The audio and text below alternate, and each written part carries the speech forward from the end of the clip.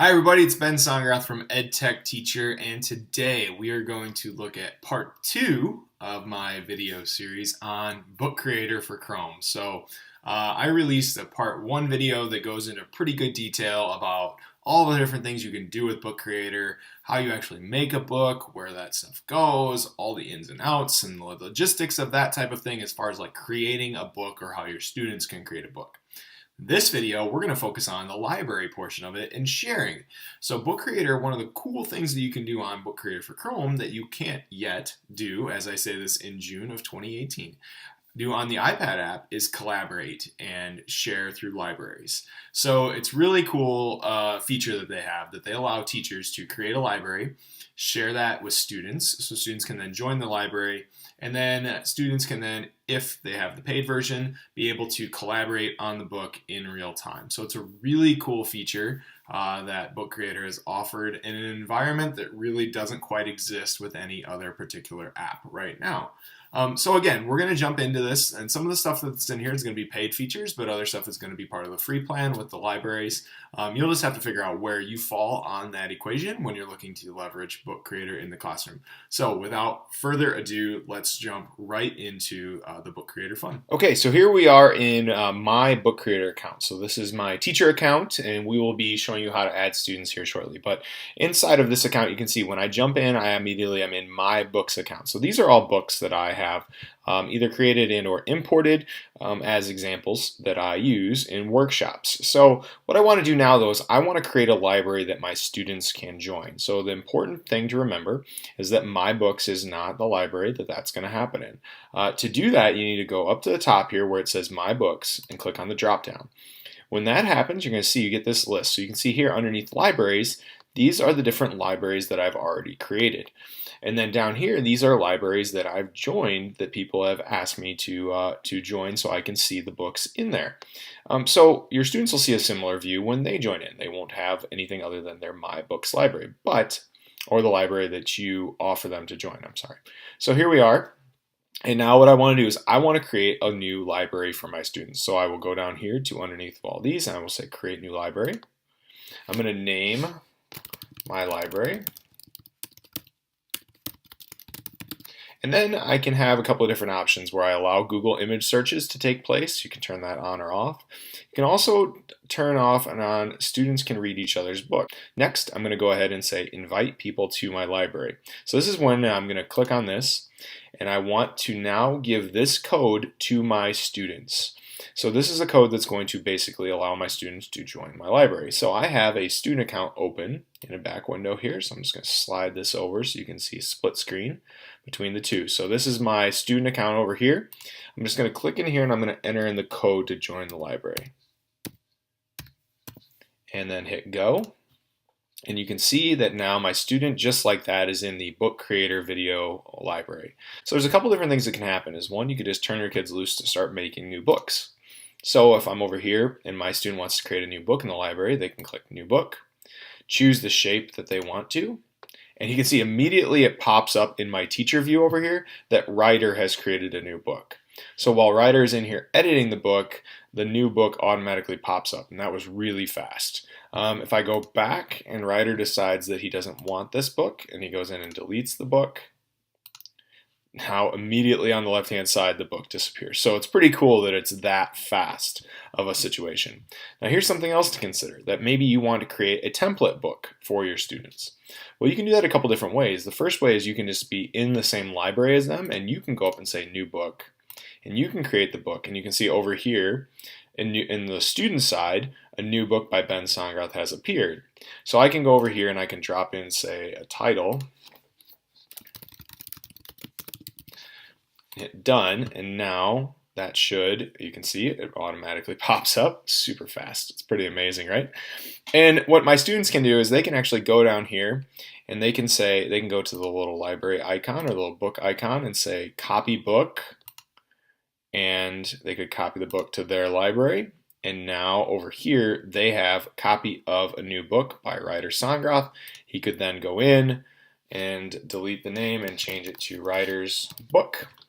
And now if I go back over here on my page, I see that there is Writer's book over here. So there's a way that you can create template books ahead of time and have all your students just make a copy of them. The other way that you could do this is you could do it in a different library. So imagine I want to have three different U.S. history classes, but I want to make one book that all three are going to use.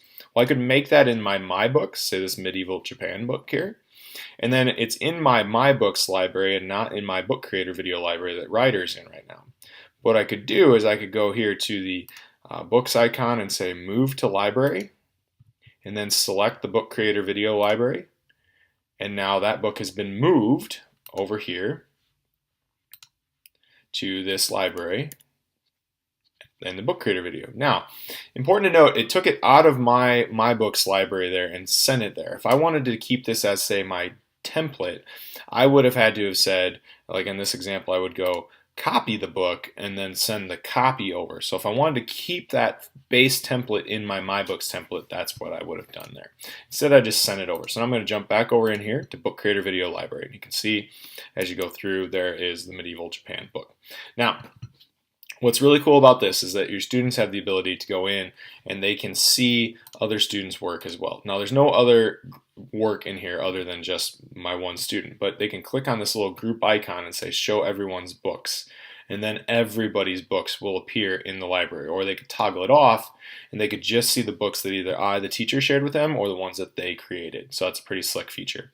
You as a teacher over here can go in and see the same icon, but now you see the thing that says authors. And I can say, all right, I want to only find the books that Writer has made, and it will appear. Or I want to see everyone's, and now they all show up. Or all the ones that I have put in and I own. So that's pretty cool. It's a pretty neat way to be able to filter out what's being shown in your library at this time. So another thing that people may want to know is, what does this real-time collaboration look like? So teachers can always go in and jump into student books, and they can edit them for them.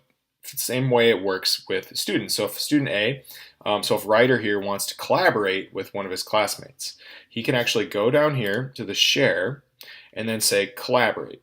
And when he does that, he can turn on collaboration for this book. So everyone that's a part of that library can then go in and edit the book. You can see you get the little collaboration icon that populates up at the top. Now, if Writer wants to turn that off at any given point, he can just select right here and then say stop collaboration, and now it takes it away. So pretty slick way to turn collaboration on and off. Well, how does this look? Well, let's jump into Writer's book here. And we'll jump into Writer's book from the teacher perspective too. So now Writer wants to maybe add some text. So when he drops in the plus sign and then goes to text, he can type in, say, his name. Now it's not showing up in my book over here on the left-hand side because he's just typing in the text box. But as soon as he hits done, that shows up and it moves in real time. As Writer is moving it over here, I'm seeing it move on my end. I can also click over here and I can move it. So you can see the real-time collaboration is legit. Like it's pretty incredible what a student can do back and forth. And now if I want to edit that, I can just double click on it and I can edit it. So pretty great features here as far as the real-time collaboration works and that aspect of it. And again, really neat that kids can combine and work on this together. So again, if you want to see how you actually add things and edit books, check out video 1 of my series, and this is video 2. There'll be a link to it at the beginning of the video, but then also in the end screen. And then also I want to show you guys now, how do you publish these things? So when my student's done with their masterpiece, what does it look like? What are those ways that Writer is going to be able to share his book? Well, Writer himself can do a couple of different things. One, if he goes down to the share icon at the bottom, you can see he has the ability to download his book as an ebook, as an EPUB file, or he can print it. Okay, so those are the two options that he gets. If he goes to print it, he can actually now print this off as a PDF. Okay, which I've found that people really like to do sometimes. Or if he downloads it as an EPUB file, then he could say open it up in his iBooks library. Okay, so that's pretty great too. But what if he wants to share it to a wider audience? Well, Book Creator's done a great job of kind of locking kids in a little bit and letting teachers control that flow. So what that's going to look like is, as a student, Writer's going to tell this teacher that he's done and that he wants to publish his book. Now, that's finished over here. He doesn't have to do anything. Writer just has to let the teacher know. I, as a teacher, then can go over here to Writer's Book. I can click on it, and then I can go and control whether or not it's able to be published online. So I can say, all right, Writer, you're done. Let's show Mom and Dad what this looks like. So I can go in here and click Publish Online, give Writer's Book a title, let everybody know who the author is, or I could even take his name away to kind of take that attribute away. And I can say Publish Book. Congratulations, your book has been published. Awesome. You can see on Writer's side, he immediately knows his book has been published online because he gets the little globe icon. And I can now, as a teacher, I can say, all right, I'm going to read this online, and we're going to look at what this appears to be. So here's Writer's Book. You can see the pages turn just as they would. So there's not a whole lot to this book because it's, it's only a couple of text boxes, but that's what it looks like on Writer's side. He can look and click on the link up here on the little globe and say read online, and then it also comes up over here. So now Writer can view his book online. If Writer really wanted to share that with his parents, he could say copy public link to share. See down here, it's copied to clipboard. So Writer could then take that, paste it into a URL bar, and it could send it out to Mom and Dad as an email, any way that you would want to share a link. So that is how we go about publishing books online. That is a Book Creator's libraries feature. So I hope you guys picked up some fun facts there.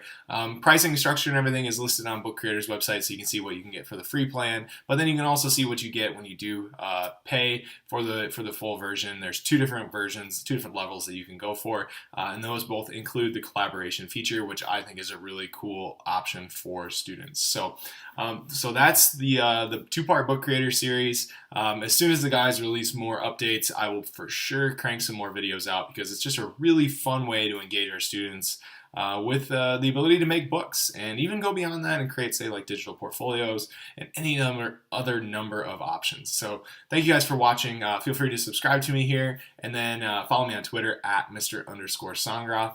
You can follow what I'm doing at edtechteacher.org/Ben S and check out all the other blog posts and videos that I've written. So thank you guys for watching, and have a great day.